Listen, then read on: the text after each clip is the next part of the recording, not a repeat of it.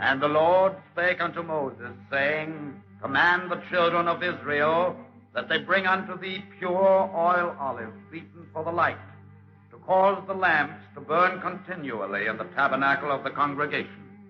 And it shall be a statute forever in your generation.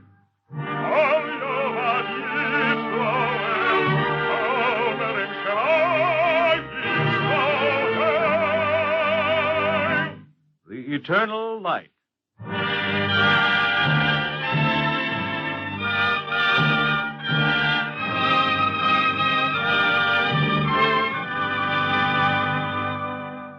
The National Broadcasting Company and its affiliated independent stations make free time available to present The Eternal Light. This program comes to you under the auspices of the Jewish Theological Seminary of America.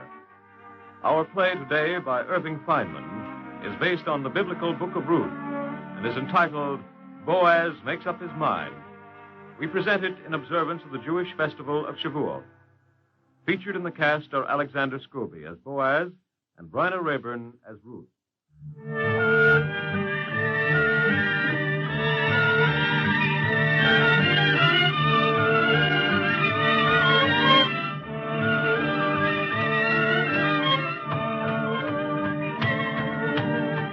Come on there with the barley. The threshers are waiting. It's time to quit, Boaz. The sun is setting fast. Shall I let the men go? No, Eli. Let them eat and sleep here on the threshing floor. It'll be a fine night with a full moon.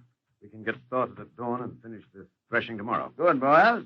I'll tell them. One moment. The gleaners have not finished gathering the fallen grain. Let them continue a while if they wish. And that young woman from Moab. Naomi's Ruth? Yes, Ruth. See that she gets plenty to glean.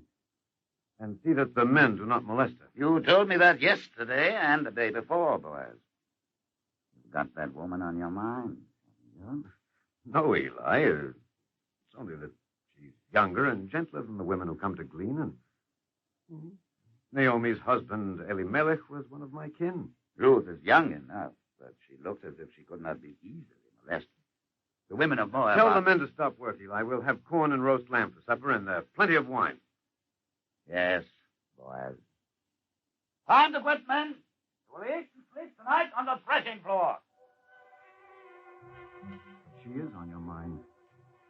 You cannot deny she's been a good deal in your thoughts since she first appeared gleaning in your field. You cannot deny that you were stirred at first sight of Ruth. She's so different, this woman of Moab, from the women you've known, the women of Bethlehem. Look at her there in the field. A magnificent creature. Handsome, sturdy, and self-possessed. Yet gentle and sweet.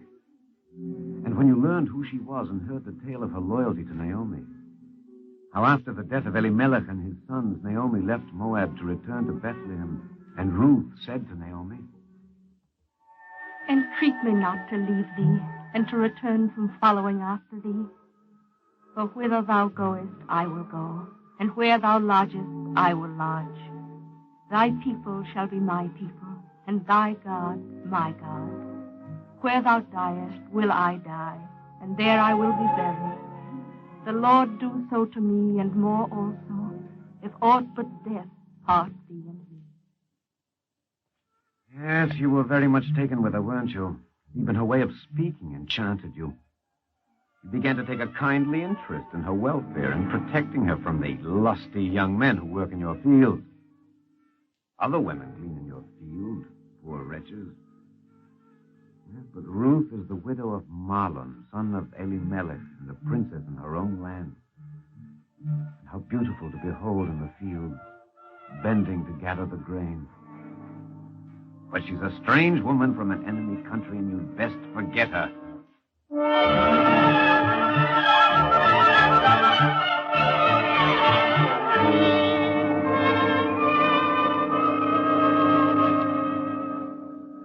Fire is good, and the lamb was well roasted. A good way to end the day. Yes. The men have done a good day's work. We have as fine a harvest as any in Judah. And there's much to be done tomorrow. We'd better be going to sleep. Oh, a while longer, Eli.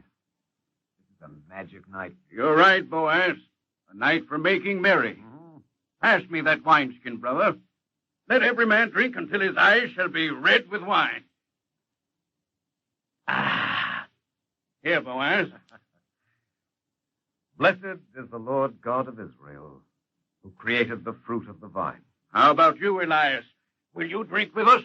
Like a city broken down and without a wall, so is he whose spirit is without restraint. A strong man wants no restraint. Nor have we any need of walled cities. Did we not beat those Jebusites back behind the great walls of their city when they tried to steal our crops? I'll be a son of Belial if we won't drive them altogether from their stronghold. I'll take it tomorrow if you come with me, Boaz. Cease your drunken boasting, Gibor. Surrounded as we are by enemies, we shall not be safe here unless we rout out the strangers who come to sojourn among us and may spy out our land. Elias is thinking about that Moabite woman, Boaz. All women frighten Elias. Drink some of that wine, Elias, and you won't be afraid of women. Isn't that so, men? Wine is a mocker. Strong drink, a brawler, and whosoever gets reeling drunk is a fool. Listen to him. You laugh like idiots. What I say is true. We shall not be safe until we rout out the spies among us. True it is, Elias, that we are surrounded by dangerous enemies who send in their treacherous spies among us. But Moses said, "Love ye the stranger, for we were strangers in the land of Egypt." And Moses said, "A stranger shalt thou not wrong, neither shalt thou oppress him." We shall have to rise up before dawn to finish the threshing. Are you not ready for sleep, Boaz? No, the night is fine, the moon shining like silver so high in the sky, and the stars swinging low like lamps in the warm wind. I shall sit up yet a while, Elias. Time to sleep, men. Let's rise before dawn. Elias has too much of the self-denying spirit. And you too, Boaz. There you sit not drinking when you could be as drunk as I am. There you are without a wife when you could marry any woman in Bethlehem. Though I must say it's a fine free life you live here in your fields. Drink, Boaz, and pass me the skin. Yes, indeed, I cherish my freedom to do whatever I wish as I shall tonight, sleeping there by that great heap of grain under the sky. And yet, the Lord God himself said to Adam, "It is not good for man to be alone." And he gave him Eve. But when I do take a woman to wife, it will not be one whose rich father sells her to me like a slave. Oh, no, will I be tricked into marriage. I shall marry only a woman of my own choosing, as Jacob took Rachel, because he loved her.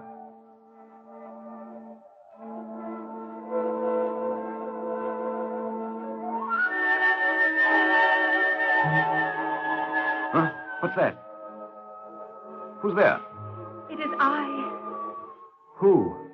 I am Ruth. Naomi's Ruth. Ah, Ruth. But what are you doing there at my feet? I have covered myself with thy cloak, Boaz. Thou hast been kind to me. But I do not want you at my feet. Get up, Ruth, so that I may see you and know you're not but a dream. Yes, Boaz. Come here to me.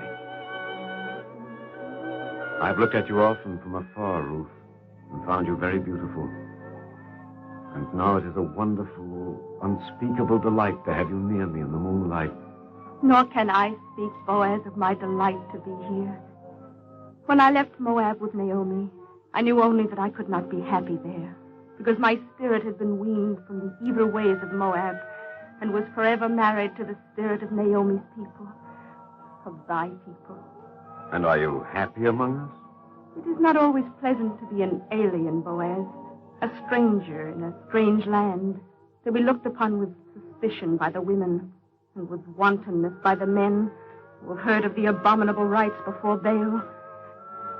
But in thy fields I have found kindness, and now that I have come to thee, I know that only with thee can I have the fullness of happiness.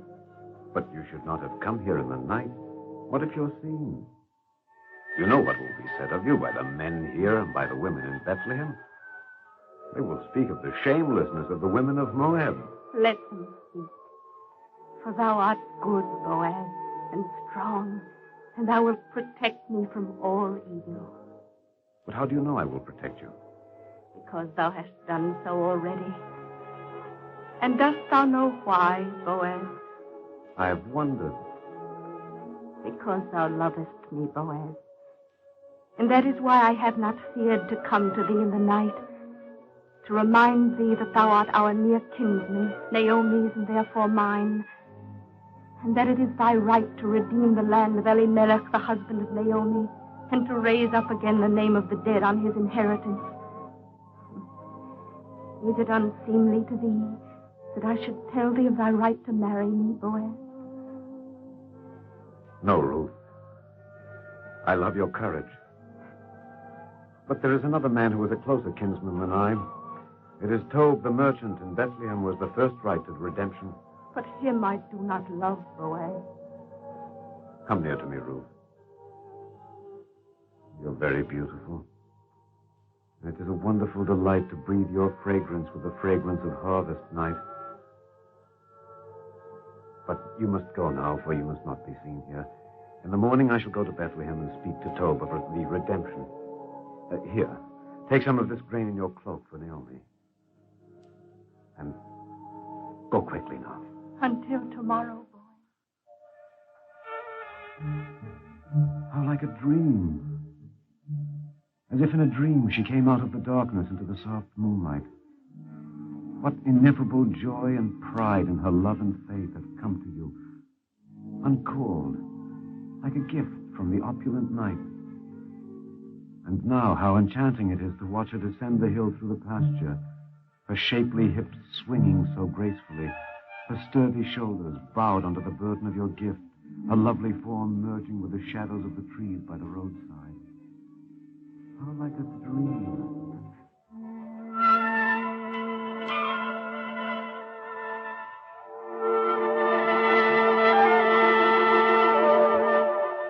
Wake up, man! Up, everyone! I had a strange dream. Did you sleep well, boys? Yes, no. Well, it'll be a fine day for fresh And I air. could have sworn I saw a beautiful young woman walking in the moonlight. She must have been gleaning because she was carrying a bundle. Oh, did you go after her? By the time I bestirred myself, she was gone. Oh, just a dream. But I would have sworn... Something troubling you, boys? No, get the men started. I have to ride up to Bethlehem. Won't you eat first? No, I cannot eat now. I must go right away. Get them started. Off to the threshing, men! Wait a moment, boys. Yes? I saw the woman, too. Well? It is because of her that you're troubled. That you're going to Bethlehem. Yes. It is because of her. She has bewitched you. Yes, she has bewitched me. Listen, Boaz. Yesterday, after a fine day's work, you ate with gusto and drank heartily. You made merry with your men, boasting of your liberty, and lay down to rest satisfied, without a care. As carefree as the youngest of us. There you are, overnight, in a fair way to lose this precious freedom. I'm merely going to Bethlehem to see Tob the merchant, who is her nearest kinsman. He Do will not doubtless go, Boaz. Why go up to Bethlehem? For years you escaped the scheming men and women of Bethlehem, eluded their wiles, continued to live this free, robust life in your broad fields among your men. And now, in the middle of the harvest, you've been captured like Samson by the strange woman. Admit that you were taken by surprise. Yes, I was startled, Eli. Aroused in the night to find her at my feet. That strange, courageous woman with her sturdy bearing and the soft darkness of her undaunted eyes. She followed the prompting of her heart. In her straightforward manner, she came to me without evasion. I'm Ruth, she said softly in the night, and swept me off my feet. Yes, Eli, I was carried away, captured. Then forget all about it. Do not go up to Bethlehem. But I've given my word. I must go.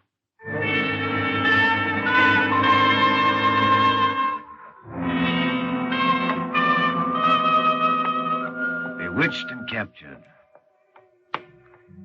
And why did she not come to you in the day, but in the night after you'd eaten and drunk and made merry? And who told her that you were her near kinsman? That was Naomi's doing. Have you resisted the women of Bethlehem only to fall a victim to the bold proposal of this woman of Moab? Belial take it. Anyway, nothing is settled yet. You've still to see Tobe. That beady-eyed merchant is a shrewd, avaricious bargainer. Just show an interest in the worthless, long-neglected property of Elimelech, and Tobe will surely hold out for a profit on his right to redeem it. And that will let you out. That is, of course, if you really want to get out of it. Remember her upturned face in the moonlight, the sweet warmth of her lips, the graceful swing of her hips as she walked, her glimmering feet in the grass.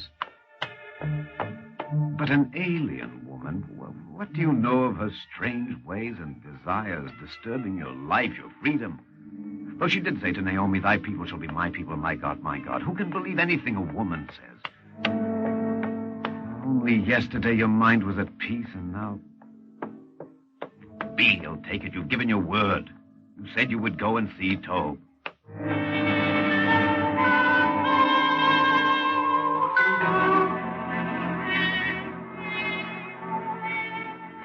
It appears that love, my dear Boaz, is not only blind, but deaf. I'm not interested in your proverbs, Tobe. All I want to know is whether you are interested in redeeming the property of Elimelech. I'm very much interested in redeeming that property, Boaz, very much indeed. In fact, I had practically decided to redeem it before you came to me. Unless, of course, you would consider paying a good price for my right, huh? I see you don't want to pay for it. I wonder if you want it at all, Boaz. I thought you wanted it because the hand of Elimelech's daughter-in-law went with it, but perhaps you're not sure you want the Moabite woman. Do you, don't you? What is that to you? Only that if you surely wanted her, I would make you pay. But as it is, I've decided to forego my right. I don't want her. She's no bargain for me, Boaz. And what do you mean by that? As I was saying before, Boaz, when you so rudely stopped me, love is not only blind, but deaf, or you'd know. Every man to his taste, of course, but she's not to mine. And what, may I ask, do you find wrong with her? She's too independent. Woman's place, my dear Boaz, is in the home. Oh. We have too much extolled those strong-minded matriarchs like Sarah, Rebecca, and Rachel. It sets a bad example. I'd not want my daughter Reba to behave that way. This young woman's got herself talked about in Bethlehem with her independence, boldly running about doing a peasant's work. Immodesty, some people call it. And I may as well tell you that people have been saying worse things. Only this morning I heard that late last night she'd been seen going... Now, you listen. No, don't look at me that way, Boaz. I mean no offense, only telling you what's being said. All right, then tell me. Sit down and tell me. I want to know all about her. You should, of course, if you're thinking of marrying her. Now, what I've said may all be woman's gossip. But aside from that, I must say I don't see how you can look with pleasure on the prospect of having Naomi as your mother-in-law. I'm not saying she's not a noble old woman. It's a hard time and all that, but she is much too crafty. Of course, she cannot be blamed for wanting a good home, and when a man's in love, he doesn't mind so much being taken in. But really, Boaz, the way she set out to get a good match for her outlandish daughter-in-law, egging her on, everybody's been talking about it. It may be a mere accident, my dear Boaz, that the Moabites came to glean in your fields, but there are people in town, I must tell you, who think differently. Of course, I would not go so far as to say, as some do, that Naomi induced her to come to Bethlehem for the sole purpose of getting a man... I'll break every No, bone. but Boaz, you said you wanted to know what... You may keep the rest of your slanders for mean-minded men like yourself. Weak, despicable creatures afraid of strong women. But suppose he's telling the truth. Hooked. That's what you've been, hooked. You've suspected it all along, and that's what's been troubling you. You're no better than the rest. Scheming women. Setting their traps like Delilah, first to catch a man's eye in his heart and then destroying his freedom. Scheming all the time. What of last night? Naomi preparing Ruth, instructing her. Wait, my daughter, until he has eaten and drunk, and his heart is merry. And that then... damnable Tobe was right. You've been blind and deaf. But do not let yourself be taken in. Go to those women now and charge them openly. They will not dare deny it. Think of the peace of mind you had yesterday. And now this gnawing suspicion. Oh, Lord God of Israel, grant me that peace again.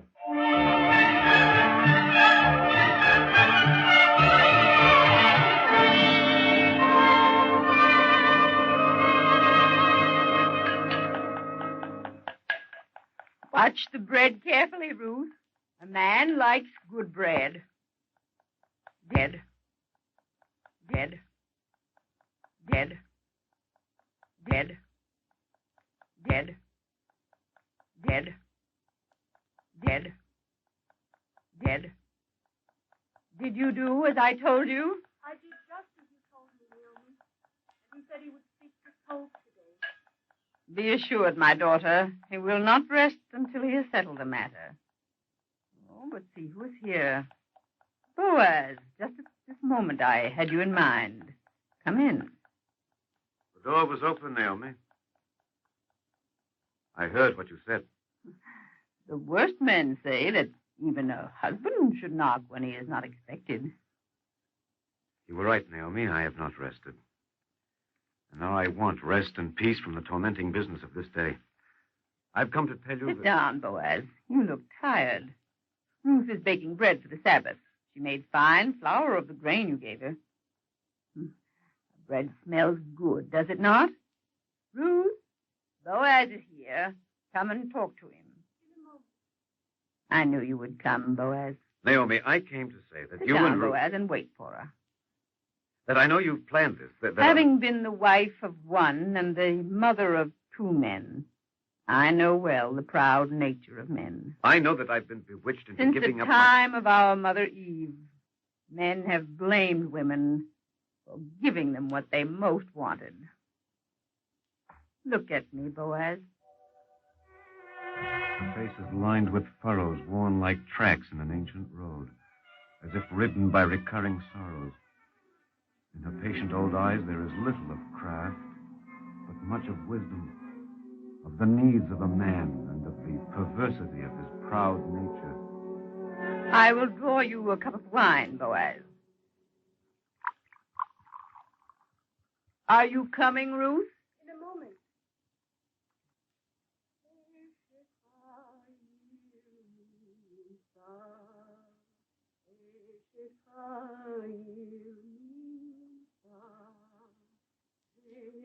She has learned the songs of the women of Israel. Here, Boaz. Drink. Rest. Women know very well what will soften a man's heart. Wine and a song. But this patient woman who was a good mother to her son and a faithful wife to Elimelech, who went bravely with her men to a strange land in their adversity and suffered there, does she not deserve a resting place in her old age? Here is Ruth. Yes. Here is Ruth, silent, expectant, wiping her brown hands on her apron. Ruth with her brave, undaunted look, her sweet lips, her firm body, sturdy and straight as a cypress. Where is her like in all of Judah? The spell of her eyes, dark and soft as the autumn night, is again upon you. Belial, take it. Why have you resisted? She's a mate for a prince. Give me your hand, Ruth. Joy and great peace have enfolded me like a cloak. I've made up my mind. I love thee too, Boaz. She is better to me than 7 sons. She is worthy to be the mother of kings. So Boaz took Ruth, and she became his wife. And she bare a son. And Naomi took the child and became nurse unto it. And the women, her neighbors, gave it a name, saying, There is a son born to Naomi, and they called his name Obed. He is the father of Jesse, the father of David.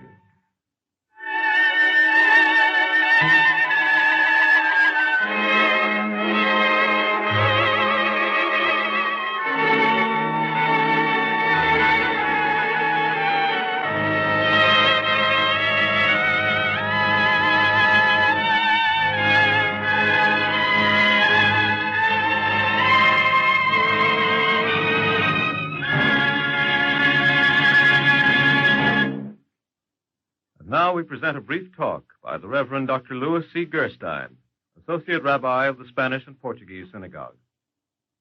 I wonder whether in listening to the broadcast today, you found in the story the same striking idea as I did.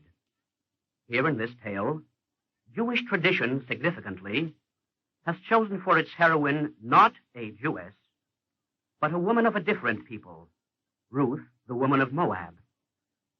This fact is stated in the story quite casually, without any moralizing or preaching. But here is the great truth it emphasizes.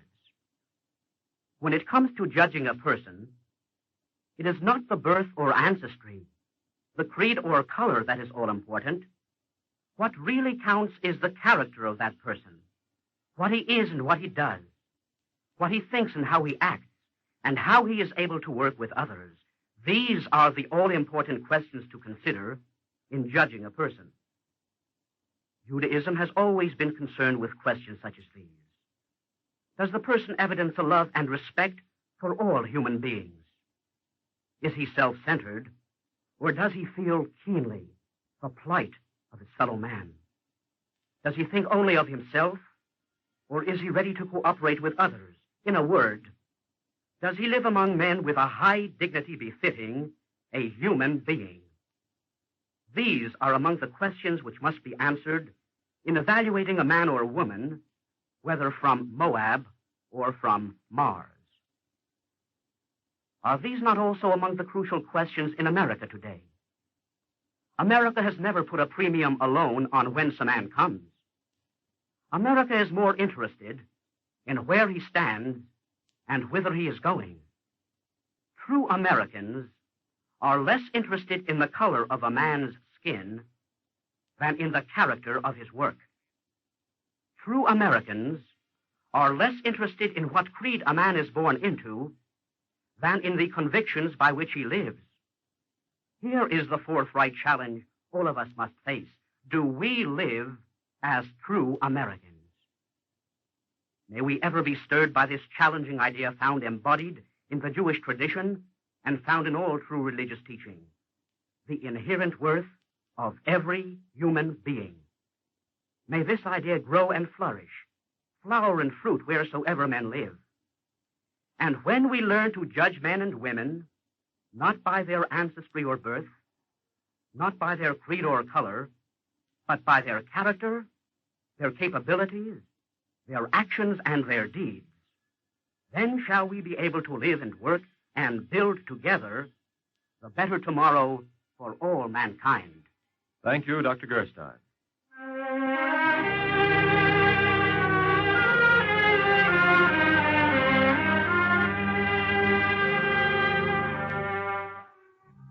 Today's Eternal Light dramatization, Boaz Makes Up His Mind, was written by Irving Feynman. The music was composed by Morris Mamorsky and conducted by Milton Caton. Cantor Robert H. Siegel sang the liturgical introduction. The role of Boaz was played by Alexander Scorby, and Bryna Rayburn was Ruth. The entire production was under the direction of Frank Papp. Free time to present the Eternal Light is made available by the National Broadcasting Company and its affiliated independent stations. This weekly program is presented under the auspices of the Jewish Theological Seminary of America. If you have any comments or inquiries about today's broadcast, please write to the Eternal Light, 3080 Broadway, New York 27, New York. Because of the Jewish holiday of Shavuot, the festival of Pentecost, this program will not be heard next Sunday. Listen in 2 weeks from today to hear the Eternal Light again. This is NBC, the National Broadcasting Company.